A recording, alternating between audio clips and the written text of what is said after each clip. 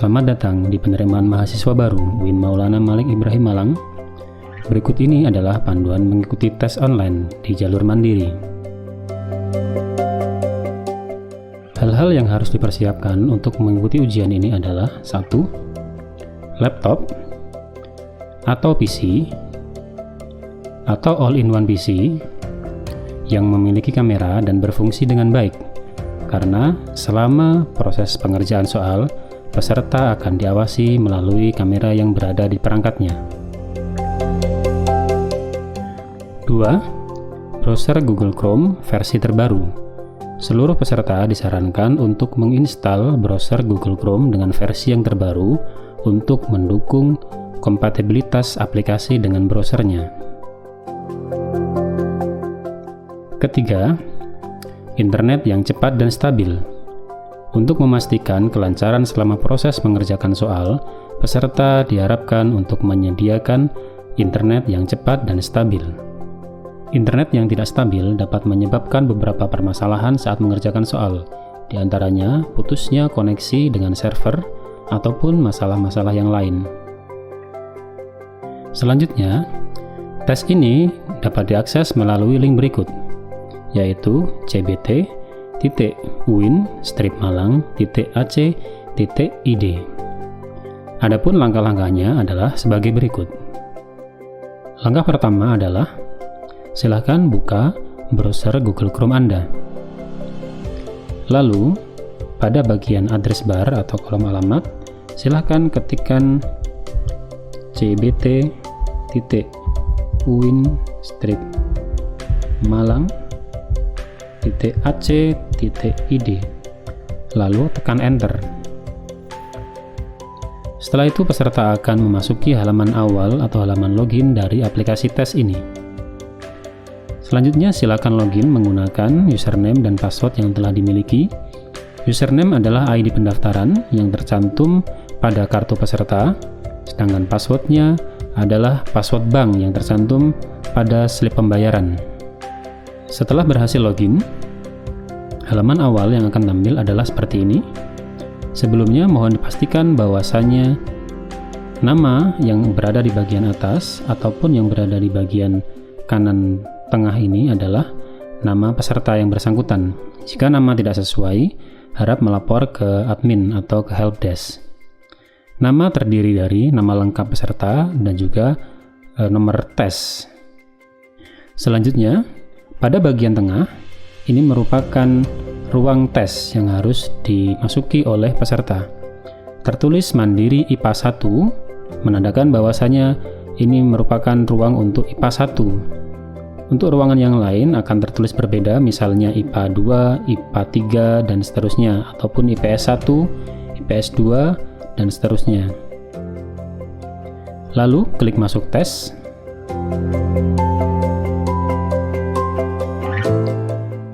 Tes ini terdiri dari 2 tes. Yang pertama adalah tes preferensi dan potensi akademik.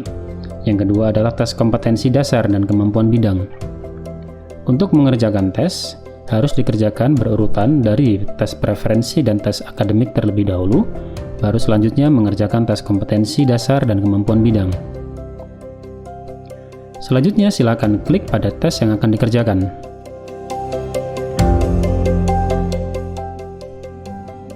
Pada halaman ini, di bagian kiri atas terdapat notifikasi untuk menggunakan kamera. Peserta tes harus mengklik allow atau izinkan agar aplikasi ini dapat mengakses kamera yang berada di perangkatnya.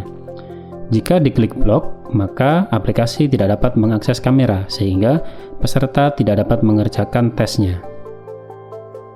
Diklik allow.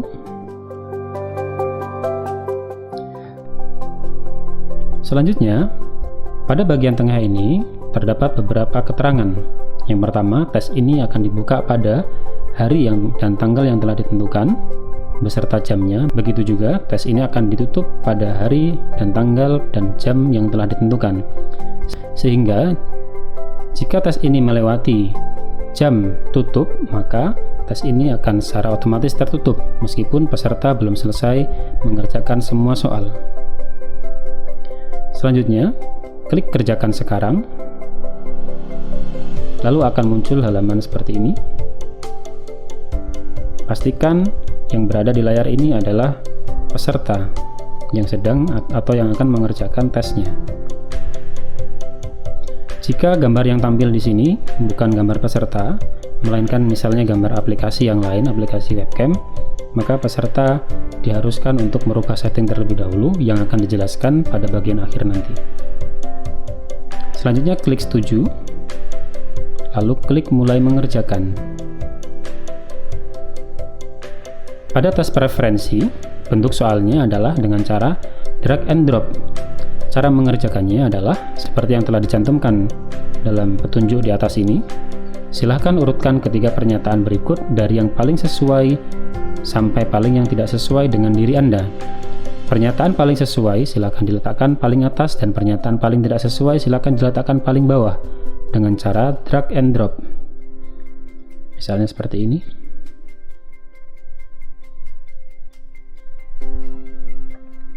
Setelah selesai, maka untuk melanjutkan ke soal selanjutnya, bisa diklik halaman selanjutnya atau bisa diklik nomor yang berada di bagian kanan ini.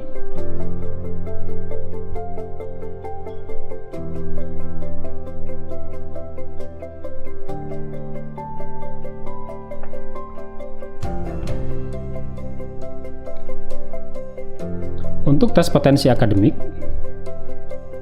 soalnya berbentuk multiple choice atau pilihan ganda.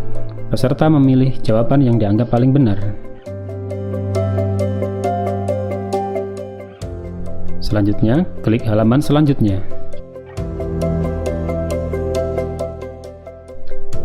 Langkah tersebut dilakukan sampai nomor terakhir.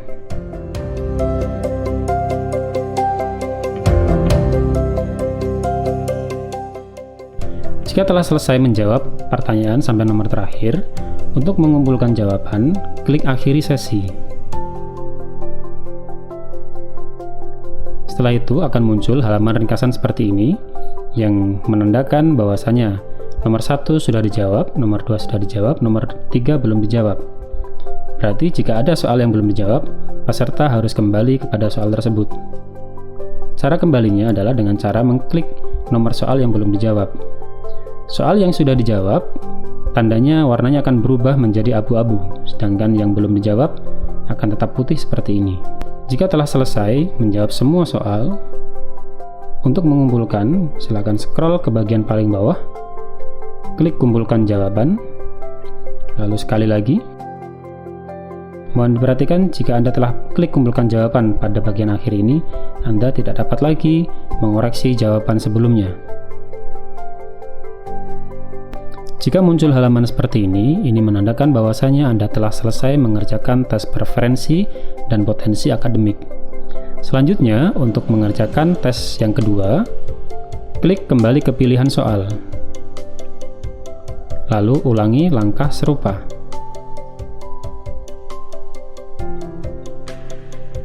Untuk tata cara mengerjakan tes yang kedua ini sama dengan tes yang pertama.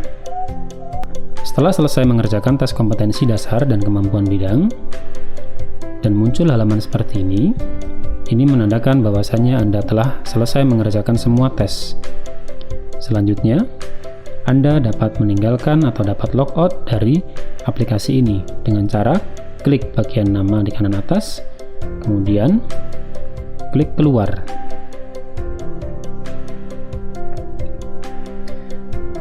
Bagian selanjutnya adalah permasalahan-permasalahan yang mungkin saja muncul saat akan atau saat sedang mengerjakan tes. Yang pertama adalah kesalahan login. Jika muncul notifikasi kesalahan login seperti ini saat Anda mencoba login, biasanya itu terjadi karena peserta kurang tepat saat mengetikkan username ataupun passwordnya. Solusinya adalah silakan diulangi lagi dengan mengetikkan username dan password yang benar dan tepat. Yang kedua, permasalahan akses kamera. Setelah klik allow pada notifikasi untuk menggunakan kamera, namun pada halaman masih tercantum please allow camera access in your browser, dalam artian browser saat ini belum bisa mengakses kamera Anda, maka cara yang harus dilakukan adalah pada bagian kanan atas, di bagian atas nama, terdapat icon kamera. Diklik, lalu pastikan bahwasanya opsi yang terpilih adalah yang always allow atau izinkan selalu. Setelah itu, klik done. Lalu, refresh atau reloadlah halaman ini dengan cara klik panah melingkar di bagian kiri atas atau ditekan F5.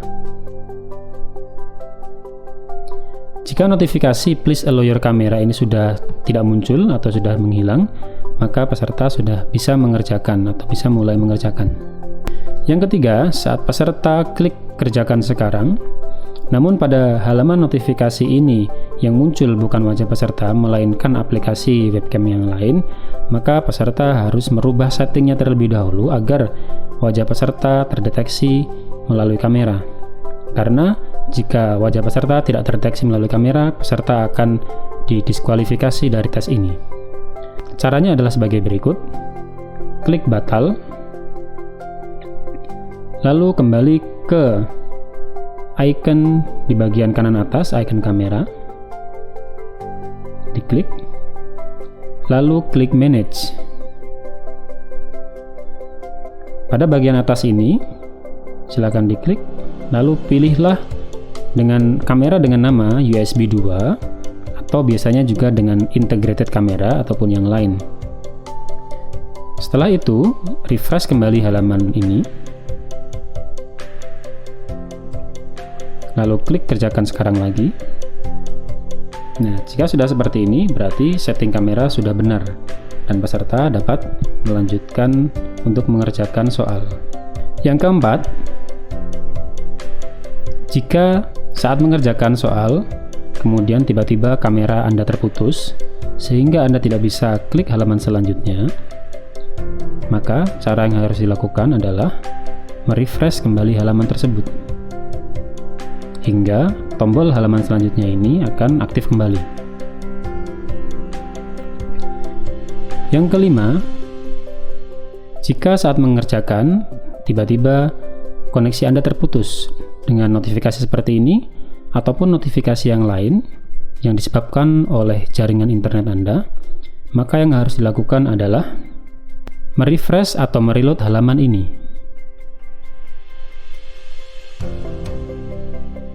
Sampai halaman tes kembali muncul. Demikianlah panduan tes online pada jalur mandiri di penerimaan mahasiswa baru UIN Maulana Malik Ibrahim Malang tahun 2021. Semoga bermanfaat dan dimengerti oleh peserta.